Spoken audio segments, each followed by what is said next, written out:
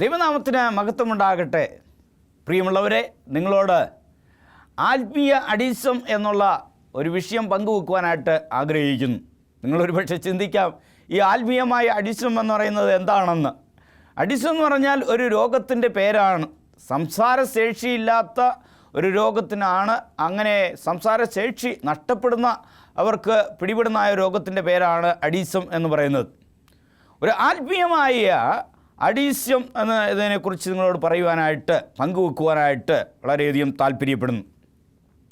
West Indies എന്നുള്ള ദ്വീപുകളിൽ അവിടെ കോളിൻ അതുപോലെ ജനീഷ എന്ന് പറഞ്ഞ ദമ്പതികൾക്ക് അവർക്ക് ഒരു മകനുണ്ടായിരുന്നു. അപ്പോൾ ആ മകൻ്റെ പേര് സ്റ്റീഫൻ എന്നാണ് അവന് പേരിട്ടത്. ആ സ്റ്റീഫൻ അവൻ ജനിച്ചപ്പോഴേ അവന് യാതൊരു വിധമായ കാര്യങ്ങളും സംസാരിക്കുവാനുള്ള ആ കഴിവ് അവന് ഇല്ലായിരുന്നു. അവന് യാതൊന്നും സംസാരിക്കുവാൻ, ഉരിയിടാനോ ഒന്ന് ഒച്ച വെക്കുവാനോ ആ കുഞ്ഞൊന്ന് കരഞ്ഞു കാണുന്നതോ യാതൊന്നും ആ മാതാപിതാക്കൾക്ക് കാണുവാനായിട്ട് ഇടയായില്ല. അപ്പോൾ ഈ കുഞ്ഞിന് 3 വയസ്സായപ്പോൾ ഈ രോഗം എന്താണെന്ന് ഡോക്ടർമാർ പഠിച്ച് മനസ്സിലാക്കുവാനായിട്ട് സാധിച്ചു. ഇവന് അഡിസം എന്നുള്ളതായ ഒരു രോഗമാണ് പിടിപെട്ടിരിക്കുന്നത് എന്ന് മാതാപിതാക്കൾ മനസ്സിലാക്കി. അവന് 5 വയസ്സ് പ്രായമായപ്പോൾ ഈ കുഞ്ഞിനെ അവിടെയുള്ളതായ ക്യൂൻസ് മിൽസ് സ്കൂളിൽ അവർ ചേർക്കുകയുണ്ടായി. ഈ കുഞ്ഞിനെ പഠിപ്പിക്കുക എന്നുള്ളത് വളരെയധികം സാഹസികം നിറഞ്ഞ ഒരു കാര്യമാണ്. അവൻ സംസാരശേഷിയില്ലാത്ത ഈ കുഞ്ഞിനെ എങ്ങനെയെങ്കിലും അവനെ ആ സംസാരശേഷി അവനിൽ ഉണ്ടാക്കിയെടുക്കുവാനായിട്ട്, അതൊന്ന് അവന് സംസാരിക്കുവാനുള്ള ആ കഴിവ് വികസിപ്പിച്ചെടുക്കുവാനായിട്ട് അവൻ്റെ അധ്യാപകർ വളരെയധികം പണിപ്പെടുകയുണ്ടായി. അവന് താല്പര്യമുള്ള കാര്യങ്ങൾ കൊടുത്തിട്ട് അത് ചെയ്യുവാനായിട്ട് ആ അധ്യാപകർ എപ്പോഴും പരിശ്രമിക്കും. അങ്ങനെ ഒരിക്കൽ അവൻ ചില ചിത്രങ്ങളൊക്കെ ഇങ്ങനെ വരച്ചു കൊണ്ടിരിക്കുന്ന സമയത്ത് അവൻ്റെ കയ്യിൽ നിന്ന് ആ വരയ്ക്കുന്ന അല്ലെങ്കിൽ ആ ബ്രഷോ അല്ലെങ്കിൽ ആ പെൻസിലോ അവൻ ഉപയോഗിച്ചുകൊണ്ടിരിക്കുന്ന സാധനങ്ങൾ പെട്ടെന്ന് കയ്യിൽ നിന്ന് നീക്കും. അപ്പോൾ അങ്ങനെ നീക്കുമ്പോൾ അവൻ എന്തെങ്കിലും അവൻ പ്രകടിപ്പിക്കും എന്നുള്ളത് ചിന്തിച്ചുകൊണ്ടാണ് അങ്ങനെ ചെയ്തിരുന്നത്. അങ്ങനെ പലപ്പോഴും ആ അധ്യാപകർ അവർ ആ കുഞ്ഞിൻ്റെ കയ്യിൽ നിന്ന് അവൻ്റെ കയ്യിൽ ഇരിക്കുന്ന സാധനങ്ങൾ പെട്ടെന്ന് അവൻ്റെ കയ്യിൽ നിന്ന് വാങ്ങിക്കുമ്പോൾ അവൻ എന്തെങ്കിലും പ്രതികരിക്കുമെന്ന ചിന്തയോടുകൂടി, അല്ലെങ്കിൽ എന്തെങ്കിലും അവൻ ഉരിയിടുമെന്നുള്ള ചിന്തയോടുകൂടി അവന് പല കാര്യങ്ങളിൽ അവൻ്റെ കയ്യിലുള്ളപ്പോൾ അവൻ പെട്ടെന്ന് അകറ്റുന്നത് പതിവാണ്. അപ്പോൾ എന്താണ്, തുടർന്ന് അവൻ അങ്ങ് വളർന്നുകൊണ്ടിരുന്നപ്പോൾ ഒരിക്കൽ അവൻ ചില ചിത്രങ്ങൾ വരച്ചുകൊണ്ടിരിക്കുന്ന സമയത്ത് ആ കുഞ്ഞിൻ്റെ കയ്യിൽ നിന്നുള്ള ആ പേപ്പർ പെട്ടെന്ന് അവർ അകറ്റുകയുണ്ടായി. അവൻ ആ അകറ്റിയ ആ വ്യക്തിയോട് കൈ ഉയർത്തി എന്തോ ആംഗ്യ ഭാഷയിൽ ആ പേപ്പർ എനിക്ക് തിരികെ തരണമെന്ന് അവൻ അവിടെ പ്രകടിപ്പിക്കുകയുണ്ടായി. അപ്പോൾ അവർക്ക് മനസ്സിലായി, ഈ കുഞ്ഞ് അവൻ്റെ കാര്യങ്ങളെ വെളിപ്പെടുത്തുവാനായിട്ട് അവൻ പരിശ്രമിക്കുന്നുണ്ട്. അതുകൊണ്ട് അവർ തുടർന്ന് അവൻ ചില കാര്യങ്ങൾ വളരെ ശ്രദ്ധയോടുകൂടി ചെയ്തുകൊണ്ടിരിക്കുമ്പോൾ അവൻ്റെ കയ്യിൽ നിന്ന് ഓരോ വസ്തുക്കളും അവർ പെട്ടെന്ന് മാറ്റുന്ന ഇങ്ങനെ ആ പ്രക്രിയ അവർ തുറന്നുകൊണ്ടേയിരുന്നു. അങ്ങനെ അവർ ആ പ്രക്രിയ തുറന്നുകൊണ്ടിരുന്നപ്പോൾ എന്താണ് സംഭവിച്ചത്? ഒരു ദിവസം ആ കുഞ്ഞ് അവന് ആ ഇഷ്ടമുള്ള ആ വസ്തുക്കൾ തിരികെ തരുവാനായിട്ട് വാ തുറന്ന് അവൻ ചില വാക്കുകൾ ഉരിയിടുവാനായിട്ട് തുടങ്ങി. അങ്ങനെ ക്രമേണ അവൻ്റെ സംസാരശേഷി അവന് വീണ്ടെടുക്കുവാനായിട്ട്, അല്ലെങ്കിൽ അവന് ലഭിക്കുവാനായിട്ട്, അത് വികസിപ്പിച്ചെടുക്കുവാനായിട്ട് ഈ അധ്യാപകർ ആ കുഞ്ഞിനെ സഹായിക്കുകയും അവന് പൂർണ്ണമായിട്ട് നല്ല രീതിയിൽ സംസാരിക്കുവാനുള്ള ആ കഴിവ് ആ കുഞ്ഞിന് ലഭിച്ചു. ആ അഡിസം എന്ന ആ രോഗത്തിൽ നിന്ന് ആ കുഞ്ഞിന് വിടുതൽ പ്രാപിക്കുകയും ചെയ്തു. പ്രിയമുള്ളവരെ, ഇന്ന് നമ്മൾ നോക്കുകയാണെങ്കിൽ ആത്മീയമായ രീതിയിൽ ഈ അഡിസം എന്നുള്ള ഒരു രോഗം നമ്മൾക്ക് എല്ലാവർക്കും പിടിപെട്ടിരിക്കുകയാണ്. നമ്മൾ ഈ രോഗത്തിൽ നിന്ന് നമ്മൾ വിടുതൽ പ്രാപിക്കണമെങ്കിൽ നമ്മളും ആ ദൈവീയമായ ശക്തി നമുക്ക് സംഭരിച്ച് അവൻ്റെ സഹായത്താൽ മാത്രമേ ഈ അഡീസം എന്നുള്ളതായ ഈ രോഗത്തിൽ നിന്ന് നമുക്ക് വിടുതൽ പ്രാപിക്കുവാനായിട്ട് സാധിക്കുകയുള്ളൂ. അത് ഒരു ദിവസം കൊണ്ടോ 2 ദിവസം കൊണ്ടോ അത് പെട്ടെന്ന് തന്നെ നമുക്ക് ഈ രോഗത്തെ നമുക്ക് അതിജീവിക്കുവാനായിട്ട് സാധ്യമല്ല. എന്നാൽ ക്രമേണ ഈ കുഞ്ഞ് എപ്രകാരം ആ കുഞ്ഞിൽ നിന്ന് അവൻ്റെ ആ സംസാര ശേഷി അത് വികസിപ്പിച്ചെടുക്കുവാനായിട്ട് അവൻ്റെ അധ്യാപകർ, മാതാപിതാക്കൾ അവർ പ്രയത്നിച്ചുവോ, അതേ രീതിയിൽ തന്നെ നമ്മളും ദൈവവചനം കൈകാര്യം ചെയ്യുവാനായിട്ട്, ദൈവവചനം പങ്കിടുവാനായിട്ട്, ദൈവവചനം മറ്റുള്ളവരിൽ എത്തിക്കുവാനായിട്ട് ആ കഴിവ് നമുക്ക് നമ്മുടെയായ ആ ജീവിതത്തിൽ അത് വികസിപ്പിച്ച് എടുക്കുവാനായിട്ട് നമ്മൾ ആ ദൈവീയ ശക്തിയിൽ ആശ്രയം വെച്ചുകൊണ്ട് ഓരോ ദിവസവും അവനോടുകൂടെ നമ്മൾ അടുത്തു വന്നാൽ മാത്രമേ നമുക്ക് എന്ത് ചെയ്യാനൊക്കത്തുള്ളൂ, ഈ ആത്മീയമായ അഡീസം എന്ന രോഗത്തിൽ നിന്ന് നമുക്ക് വിടുതൽ ലഭിക്കുകയുള്ളൂ. പലപ്പോഴും പലരോടും നമ്മൾ പറയാറുണ്ട്, നിങ്ങൾ എന്തുകൊണ്ട് ഒരു അല്പസമയം തിരുവചനത്തിൽ നിന്ന് സംസാരിച്ചുകൂടാ? ഉടനെ പറയും, അയ്യേ എനിക്ക് വയ്യ, എന്നെക്കൊണ്ട് സാധ്യമല്ല, ഇതൊന്നും ഞങ്ങൾക്ക് പറഞ്ഞിട്ടുള്ള കാര്യമൊന്നല്ല, നിങ്ങൾ എന്തു വേണമെങ്കിലും നിങ്ങൾ പറഞ്ഞോ, പക്ഷേ ഇപ്രകാരമായ കാര്യങ്ങൾ മാത്രം എന്നോട് നിങ്ങൾ ആവശ്യപ്പെടരുത് എന്ന് പലപ്പോഴും പലരും പറയുന്നതായിട്ട് നമുക്ക് കാണുവാനായിട്ട് കഴിയും. ഒരു വ്യക്തിയോട് നിങ്ങൾക്ക് ഏറ്റവും ഭയാനമായ ഒരു കാര്യം എന്താണ് എന്ന് ആ വ്യക്തിയോട് ചോദിച്ചപ്പോൾ പറഞ്ഞു, വേറെ ഒന്നുമല്ല, ലോകത്തിൽ കാണുന്ന യാതൊന്നിനെയും എനിക്ക് പേടിയില്ല, എന്നാൽ ജനങ്ങളുടെ മധ്യയിൽ അവരുടെ മുൻപിൽ നിന്ന് 2 വാക്ക് ഉരിയിടുക എന്നുള്ളതാണ് എനിക്ക് ഏറ്റവും ഭയമുള്ള ഒരു കാര്യമെന്ന് അദ്ദേഹം പറയുകയുണ്ടായി. പ്രിയമുള്ളവരെ, ആത്മീയമായ ഒരു ഒരു സ്തംഭനത്തിലാണ് എന്ന് പലരും. ഈ വിധമായ ഈ രോഗത്തിൽ നിന്ന് നമുക്ക് വിടുതൽ പ്രാപിക്കണമെങ്കിൽ നമുക്ക് ഉയരങ്ങളിൽ നിന്നുള്ളതായ ആ ദിവ്യ ശക്തിയിലൂടെ മാത്രമേ, നമുക്ക് ആ പക്വതയും പരിജ്ഞാനത്തിലൂടെ മാത്രമേ ഇത് അതിജീവിക്കുവാനായിട്ട് നമുക്ക് സാധ്യമാക്കുകയുള്ളൂ. ആയതിനാൽ നമ്മൾ ദൈവത്തോട് നമ്മൾ പ്രാർത്ഥിക്കണം, ദൈവമേ എന്നിൽ ഇരിക്കുന്ന ഈ താലന്തിനെ വികസിപ്പിച്ചെടുക്കുവാനായിട്ട്, എന്നിൽ കർത്താവെ ഇരിക്കുന്ന എൻ്റെ കഴിവ് അത് ദൈവം അങ്ങയുടെ നാം മഹത്വത്തിനായി ഉപയോഗിക്കുവാനായിട്ട് ദൈവമേ എന്നെ നീ അങ്ങോട്ട് ബലപ്പെടുത്തണമേ കർത്താവെ, അങ്ങയുടെ ദിവ്യ ശക്തിയാൽ അങ്ങയുടെ പരിശുദ്ധാത്മാവിനാൽ എന്നെ ബലപ്പെടുത്തണമേ, അങ്ങയുടെ വേല ചെയ്യുവാൻ ശുശ്രൂഷ ചെയ്യുവാനായിട്ട് ഞാൻ ആഗ്രഹിക്കുന്നു കർത്താവെ എന്ന് നീ മുട്ടിന്മേൽ നിന്ന് ദൈവത്തോട് നീ യാചിക്കുകയാണെങ്കിൽ ദൈവം നിന്നെ ബലപ്പെടുത്തുമെന്നതിൽ യാതൊരു സംശയവുമില്ല. പലപ്പോഴും പലരും വളരെയധികം നാണത്തോടുകൂടി അല്ലെങ്കിൽ ഭയത്തോടുകൂടി ഭീതിയോടുകൂടി ആ ദൈവവേല ഞാൻ എങ്ങനെ ചെയ്യും എന്ന് വളരെയധികം ഒരു നിസ്സഹായത അവസ്ഥ അവിടെ പ്രകടിപ്പിക്കുന്നതായിട്ട് നമുക്ക് കാണുവാനായിട്ട് കഴിയും. നമുക്കറിയാമല്ലോ മോശയുടെ ജീവിതത്തിൽ എന്താണ്, എനിക്ക് സംസാരിക്കുവാൻ കഴിയില്ല എന്ന് ദൈവത്തോട് അവിടെ ഒഴിവ് പറയുമ്പോൾ കർത്താവായ ദൈവം അവന് ഒരു വാഗ്മിയായിട്ട് തൻ്റെ സഹോദരൻ അഹരോനെ അവിടെ അയക്കുന്നതായിട്ട് നമുക്ക് കാണുവാനായിട്ട് കഴിയും. ദൈവമേ എനിക്ക് സംസാരിക്കുവാനായിട്ട് സാധ്യമല്ല ദൈവമേ എന്ന് അവിടെ പറഞ്ഞപ്പോൾ ദൈവം അതിനൊരു പോംവഴി ദൈവം അവിടെ ഉണ്ടാക്കുകയുണ്ടായി. യെശയ്യാ പ്രവാചകൻ്റെ ജീവിതത്തിൽ നമ്മൾ നോക്കുകയാണെങ്കിൽ യെശയ്യാ പ്രവാചകൻ എന്താണ്, എന്താണ് എനിക്ക് ദൈവത്തിൻ്റെ വേലയ്ക്ക് വേണ്ടി പോകുവാൻ ആരുള്ളൂ എന്നുള്ളൊരു ചോദ്യത്തിന് അവിടെ യെശയ്യാ പ്രവാചകനെ ദൈവം അതിന് പോകുവാനുള്ള ഒരു സന്നദ്ധ അവിടെ പ്രകടിപ്പിച്ചപ്പോൾ ദൈവം അവനെ ശുദ്ധീകരിക്കുന്നതായിട്ട് നമുക്ക് കാണുവാനായിട്ട് കഴിയും. ആ തീക്കനൽ സ്വർഗീയ ആ തീക്കനൽ കൊണ്ടുവന്ന് അവൻ്റെ നാവിന്മേൽ വെച്ച് അവൻ്റെ അതരങ്ങളെ അവിടെ ശുദ്ധീകരിക്കുന്ന ഒരു അനുഭവം അവിടെ കാണുവാനായിട്ട് സാധിക്കും. പ്രിയമുള്ളവരെ, അപ്രകാരം ദൈവം നിൻ്റേതായ ഉരിയിടുന്ന അല്ലെങ്കിൽ സംസാരിക്കുന്ന ആ ശേഷി, നിന്നിലുള്ള കഴിവ് വികസിപ്പിച്ചെടുക്കുവാനായിട്ട് ദൈവം നിന്നെ അനുഗ്രഹിക്കും എന്നുള്ളതിൽ യാതൊരു സംശയവുമില്ല.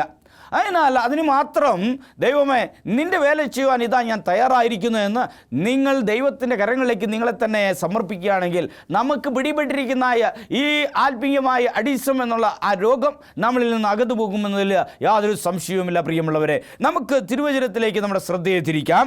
എന്നാണ് കൊലോസ്യർ 1-ാം അധ്യായം 9-ാമത്തെ വാക്യത്തിൽ എന്താണ് പറയുന്നതെന്ന് നമ്മൾ നോക്കാം. കൊലോസ്യർ 1-ാം അധ്യായം 9-ാമത്തെ വാക്യം എന്താണ് പറയുന്നത്? അതുകൊണ്ട് ഞങ്ങൾ അത് കേട്ട നാൾ മുതൽ നിങ്ങൾക്ക് വേണ്ടി ഇടവിടാതെ പ്രാർത്ഥിക്കുന്നു. ഇത് കേട്ട നാൾ മുതൽ നിങ്ങൾക്ക് വേണ്ടി ഇടപെടാതെ ഞങ്ങൾ പ്രാർത്ഥിക്കുന്നു. നിങ്ങൾ പൂർണ്ണ പ്രസാദത്തിനായി കർത്താവിന് യോഗ്യമാവും വണ്ണം നടന്ന് ആത്മീയമായ സകല ജ്ഞാനത്തിലും വിവേകത്തിലും അവൻ്റെ ഇഷ്ടത്തിൻ്റെ പരിജ്ഞാനം കൊണ്ട് നിറഞ്ഞു വരണം എന്ന് ആണ് ഇവിടെ പറയുന്നത്. അപ്പോൾ എന്താണ്? നിങ്ങൾക്ക് വേണ്ടി ഞങ്ങൾ പ്രാർത്ഥിക്കുന്നു. നിങ്ങൾ എപ്രകാരമുള്ള വ്യക്തികളായി മാറണം, എപ്രകാരമായുള്ള ഒരു വ്യക്തികളായി തീരണം. നിങ്ങൾക്ക് ദൈവീയമായ ആ പരിജ്ഞാനം, പക്വതയും നിങ്ങൾക്ക് ഉണ്ടാകണം. അതുപോലെ ആത്മീയമായ സകല ജ്ഞാനത്തിലും വിവേകത്തിലും അവൻ്റെ ഇഷ്ടത്തിൻ്റെ പരിജ്ഞാനം കൊണ്ട് നിറഞ്ഞു വരണമെന്നാണ് ആഗ്രഹിക്കുന്നത് എന്ന് ഇവിടെ കൊലോസ്യർ ഇവിടെ 1-ാം അധ്യായം 9-ാമത്തെ വാക്യത്തിൽ 10-ാമത്തെ വാക്യത്തിൽ അവിടെ പറയുന്നതായിട്ട് നമുക്ക് കാണുവാനായിട്ട് കഴിയും. പ്രിയമുള്ളവരെ, നമ്മൾ മറ്റുള്ളവർക്ക് വേണ്ടി അല്ലെങ്കിൽ നമ്മുടെ ശുശ്രൂഷകർക്ക് വേണ്ടി ദൈവമേ ഈ ദൈവദാസന് വേണ്ടി ഞാൻ പ്രാർത്ഥിക്കുന്നു. ഈ ദൈവദാസന് കർത്താവെ ദൈവത്തിൻ്റെ പരിജ്ഞാനത്താൽ നിറയ്ക്കണമേ എന്ന് എപ്പോഴെങ്കിലും പ്രാർത്ഥിച്ചിട്ടുണ്ടോ? അല്ലെങ്കിൽ നിങ്ങളുടെ കുഞ്ഞുങ്ങൾക്ക് വേണ്ടി ദൈവമേ ഞങ്ങളുടെ കുഞ്ഞുങ്ങൾക്ക് ദൈവീയമായ ആ പരിജ്ഞാനം അങ്ങവിടുന്ന് കർത്താവെ നൽകണമേ, അവനെ ഒരു ദൈവദാസനായി തീരുവാനായിട്ട് ഞാൻ ആഗ്രഹിക്കുന്നു, അവനെ ദൈവീയമായ ആ പരിജ്ഞാനം പക്വതയിനാൽ നിറയ്ക്കണമേ എന്ന് എന്താണ് അവിടെ ഈ കൊലോസ്യർ സഭയിൽ അവിടെയുള്ള ജനങ്ങൾ പ്രാർത്ഥിച്ചതുപോലെ അത് കേട്ട നാൾ മുതൽ നിങ്ങൾക്ക് വേണ്ടി ഇടവിടാതെ പ്രാർത്ഥിക്കുന്നു. മറ്റുള്ളവർക്ക് വേണ്ടി അവർ ദൈവീയ വേലയിൽ മുന്നേറുവാൻ വേണ്ടി നമ്മൾ ഇടവിടാതെ പ്രാർത്ഥിക്കുന്ന വ്യക്തികളായി തീരണം.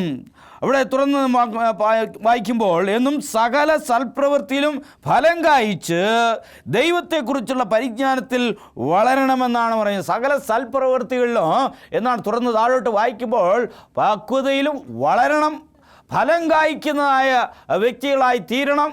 ദൈവീയമായ ആ വിവേകവും അറിവും നേടിയവരായി ഫലം കായ്ക്കുന്ന വ്യക്തികളായി തീരണം എന്ന് ആഗ്രഹിക്കുന്നു. അതുപോലെ തന്നെ നമ്മൾ വായിക്കുമ്പോൾ സകല സഹിഷ്ണുതയ്ക്കും ദീർഘക്ഷമയ്ക്കുമായി അവൻ്റെ മഹത്വത്തിൻ്റെ വല്ലഭത്തിന് ഒത്തവണ്ണം പൂർണ്ണ ശക്തിയോടെ ബലപ്പെടണമെന്നും വിശുദ്ധന്മാർക്ക് വെളിച്ചത്തിലുള്ള ആയി നമ്മെ പ്രാപ്തന്മാരാക്കുകയും നമ്മെ ഇരുട്ടിൻ്റെ അധികാരത്തിൽ നിന്ന് വിടുവിച്ച് തൻ്റെ സ്നേഹസ്വരൂപനായ പുത്രൻ്റെ രാജ്യത്തിലേക്ക് ആക്കി വയ്ക്കുകയും ചെയ്ത പിതാവിന് സന്തോഷത്തോടെ സ്തോത്രം ചെയ്യുന്നു എന്നാണ് ഇവിടെ വാക്യം ഇവിടെ പറയുന്നത്.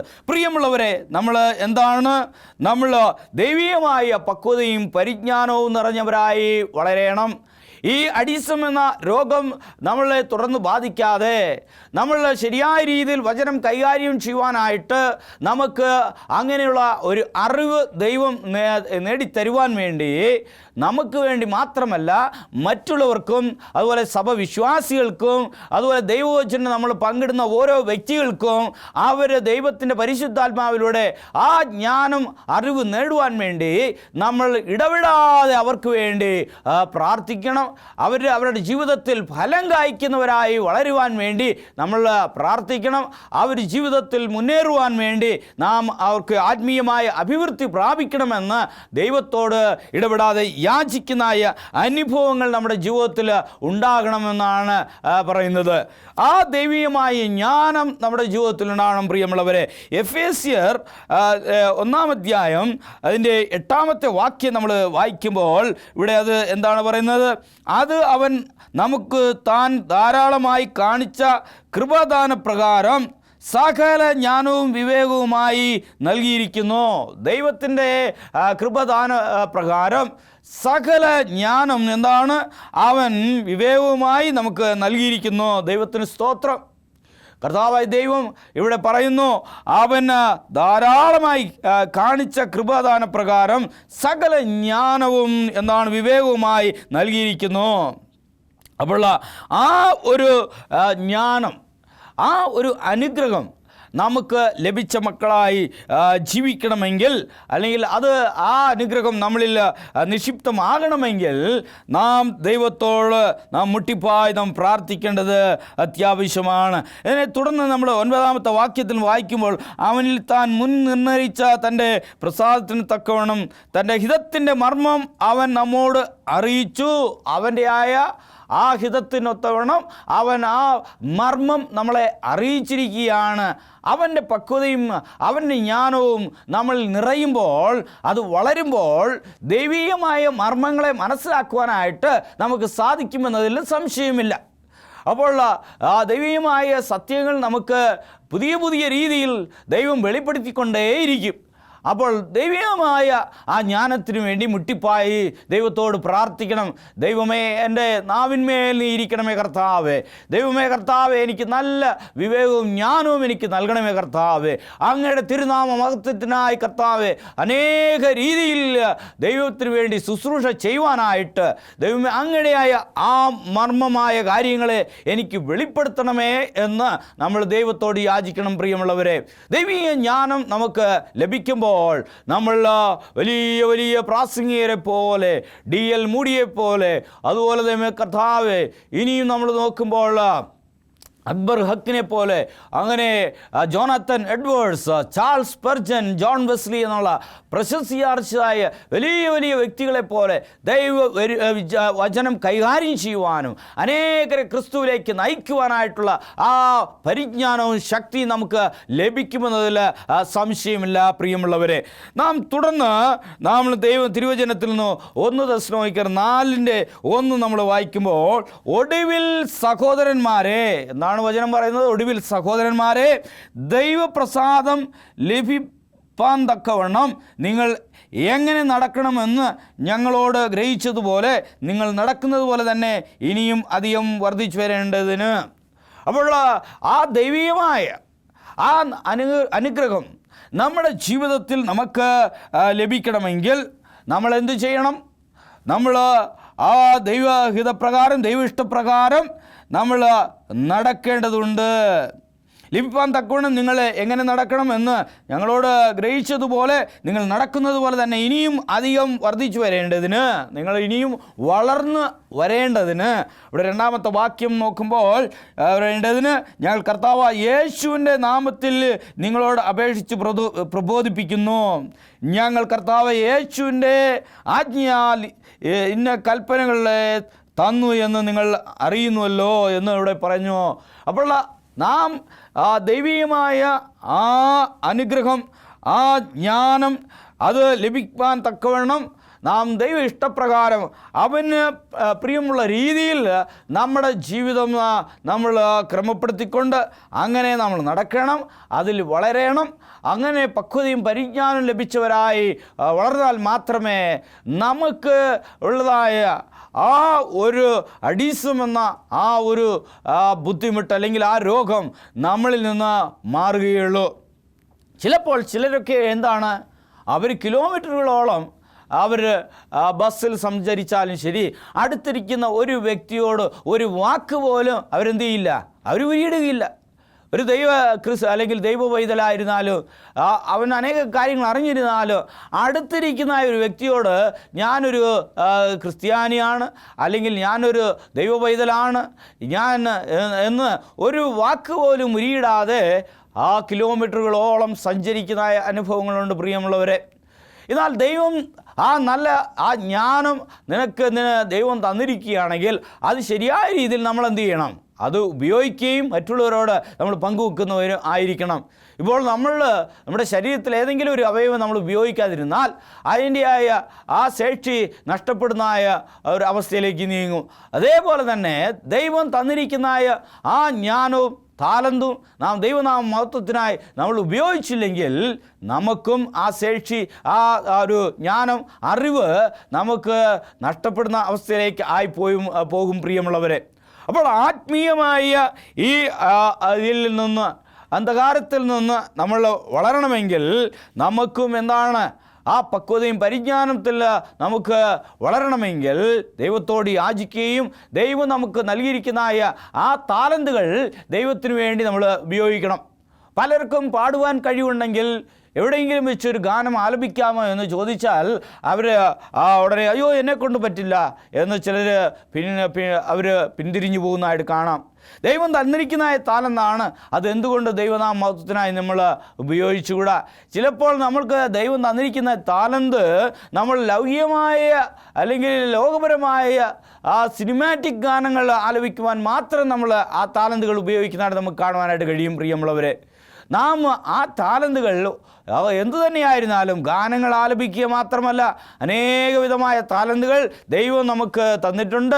ആ പക്വതയും പരിജ്ഞാനവും ദൈവം തന്നിട്ടുണ്ട്. ആ ജ്ഞാനം വികസിപ്പിച്ചെടുത്ത് അത് തിരുനാമ മഹത്വത്തിനായി, ദൈവനാമ മഹത്വത്തിനായി നമ്മൾ ഉപയോഗിക്കണം എന്നാണ് ഇവിടെ പറഞ്ഞു വരുന്നത്. നമുക്ക് അങ്ങനെ ആ ഒരു ജ്ഞാനം ദൈവം നിറയ്ക്കുമ്പോൾ നമ്മൾ ദൈവനാമ മഹത്വത്തിനായി മാത്രം നമ്മൾ അത് ഉപയോഗിക്കുകയും അങ്ങനെ ആ ദൈവത്തിൻ്റെ നാമം എപ്പോഴും എല്ലാ തലങ്ങളിലും അത് മഹത്വപ്പെടുന്ന ഒരു അനുഭവമായി തീരുവാൻ ദൈവം നമ്മളെ ഓരോരുത്തരെയും ബലപ്പെടുത്തട്ടെ. നമ്മൾ എബ്രായർ 13-ാം അധ്യായം ഇവിടെ 21-ാമത്തെ വാക്യം നമ്മൾ വായിക്കുമ്പോൾ ഇവിടെ എന്താണ് പറയുന്നത്? നിങ്ങളെ അവൻ്റെ ഇഷ്ടം ചെയ്യുവാൻ തക്കവണ്ണം എല്ലാ നന്മയിലും യഥാസ്ഥാനപ്പെടുത്തി. ആ ദൈവത്തിൻ്റെ ഇഷ്ടം ചെയ്യുവാൻ തക്കവണ്ണം എല്ലാ നന്മയിലും ദൈവം നമ്മളെ യഥാസ്ഥാനപ്പെടുത്തി എന്നാണ് ഇവിടെ പറയുന്നത്. അപ്പോൾ ദൈവത്തിൻ്റെ ഇഷ്ടം ചെയ്യുവാനാണ് ദൈവം നമ്മളെ സൃഷ്ടിച്ചിരിക്കുന്നത്. ദൈവത്തിൻ്റെ ആ ഇഷ്ടം നിറവേറ്റുവാനാണ് ദൈവം നമ്മളെ സൃഷ്ടിച്ചിരിക്കുന്നത്. അവൻ എല്ലാ നന്മയിലും നമ്മളെ എന്ത് ചെയ്യും? നമ്മളെ യഥാസ്ഥാനപ്പെടുത്തുമെന്നാണ് ഇവിടെ പറയുന്നത്. പ്രിയമുള്ളവരെ, അപ്പോൾ തനിക്ക് പ്രസാദമുള്ളത് യേശു ക്രിസ്തു മുഖാന്തരം നമ്മിൽ നിവർത്തിക്കുമാറാകട്ടെ. അവനെന്ന് എന്നേക്കും മഹത്വം ആമേൻ എന്നാണ് പറയുന്നത്. പ്രിയമുള്ളവരെ, ദൈവത്തിന് പ്രസാദമായുള്ള കാര്യങ്ങൾ നമ്മൾ ചെയ്യുവാൻ എപ്പോഴും താല്പര്യമുള്ളവരായിരിക്കണം. ദൈവ ഇഷ്ടം നിറവേറ്റുന്നവരായിരിക്കണം. ദൈവം ആ നന്മകൾ നമ്മളിൽ നിറച്ച് ദൈവം നമ്മളെ സ്ഥിരപ്പെടുത്തുവാനായിട്ട്, ആടി ഉലയുന്ന അനുഭവമല്ല, നമ്മളെ സ്ഥിരപ്പെടുത്തുവാനായിട്ട്, നമ്മളെ യഥാസ്ഥാനപ്പെടുത്തുവാനായിട്ട് ദൈവം ആഗ്രഹിക്കുന്നു. ഇന്ന് എന്തുകൊണ്ട് പ്രിയ സഹോദര സഹോദരി, എന്തുകൊണ്ട് ദൈവത്തോട് നിങ്ങൾ യാചിച്ചുകൂടാ? ദൈവമേ, ഈ എളിയ ഉപകരണത്തെ ദൈവമേ കർത്താവേ അങ്ങ് അവിടുന്ന് യഥാസ്ഥാനപ്പെടുത്തണമേ. കർത്താവേ, അങ്ങടെയായ നന്മയും അങ്ങടെയായ പക്വതയും ആ പരിജ്ഞാനവും ദൈവമേ എന്നിൽ അങ്ങ് അവിടുന്ന് പകരണമേ എന്ന് എന്തുകൊണ്ട് നിങ്ങൾ പ്രാർത്ഥിച്ചുകൂടാ? പ്രിയമുള്ളവരെ, ഇന്ന് ഈ ലോകത്തിൽ നമ്മൾ നോക്കുമ്പോൾ ദൈവ ഇഷ്ടം ചെയ്യുന്നതിനേക്കാളും സ്വയമായിട്ട് വ്യക്തിപരമായി അവരുടെ താല്പര്യങ്ങൾ ചെയ്യുവാനാണ് പലരും ഇവിടെ ആഗ്രഹിക്കുന്നത്. അങ്ങനെ സ്വന്തമായ കാര്യങ്ങൾ ചെയ്യുവാനായിട്ട് വളരെയധികം താല്പര്യമുള്ളവരായി, ലൗകികമായ കാര്യങ്ങൾ കൂടുതൽ ചെയ്യുവാനായിട്ട് താല്പര്യമുള്ളവരായി ഇന്ന് ലോകത്തിൽ ജീവിക്കുന്ന എല്ലാ മനുഷ്യരും ജീവിക്കുന്നതായിട്ട് നമുക്ക് കാണുവാനായിട്ട് കഴിയും. എന്നാൽ തിരുവചനം ഇവിടെ നമുക്ക് ആഹ്വാനം നൽകുന്നത് ഒന്നും കൂടി ഞാൻ വായിക്കുവാനായിട്ട് ആഗ്രഹിക്കുന്നു. നിങ്ങളെ അവൻ്റെ ഇഷ്ടം ചെയ്യുവാൻ തക്കവണ്ണം എല്ലാ നന്മയിലും യഥാസ്ഥാനപ്പെടുത്തി. ദൈവത്തിൻ്റെ ഇഷ്ടം ചെയ്യുവാൻ തക്കവണ്ണം എല്ലാ നന്മയിലും എല്ലാവിധമായ അനുഗ്രഹത്താലും ദൈവം നമ്മളെ യഥാസ്ഥാനപ്പെടുത്തി എന്നാണ് പറയുന്നത്. അതിനാൽ ദൈവത്തിൻ്റെ പക്വതയും പരിജ്ഞാനവും നിറയ്ക്കുവാൻ വേണ്ടി നമുക്ക് പ്രാർത്ഥിക്കാം. നിത്യനും പരിശുദ്ധനുമായ വാഴ്ത്തപ്പെട്ട കർത്താവേ, അങ്ങയുടെ കർത്താവ് ദിവ്യ ജ്ഞാനത്താൽ അടിയങ്ങളെ ഓരോരുത്തരും നിറയ്ക്കണമേ. അങ്ങനെ തിരുനാമം മഹത്വപ്പെടുവാനായിട്ട് കർത്താവെ, അങ്ങനെ നാമം മഹത്വപ്പെടുവാനായിട്ട് ഈ എളിയ ഉപകരണങ്ങളെ അങ്ങോട്ട് ഉപയോഗിക്കണമേ. നന്മയാൽ അടിയങ്ങളെ നിറയ്ക്കണമേ കർത്താവെ, ജ്ഞാനത്താൽ നിറയ്ക്കണമേ. യേശുവിൻ്റെ തന്നെ നാമത്തിൽ അയച്ചുകൊള്ളുന്നു പ്രാർത്ഥനകൾക്ക് നല്ല ദൈവമേ. ഇത്രയും നേരം ആത്മീയമായ അടിസ്സം എന്നുള്ള വിഷയം ശ്രവിച്ച ഏവർക്കും നന്ദി, നമസ്കാരം.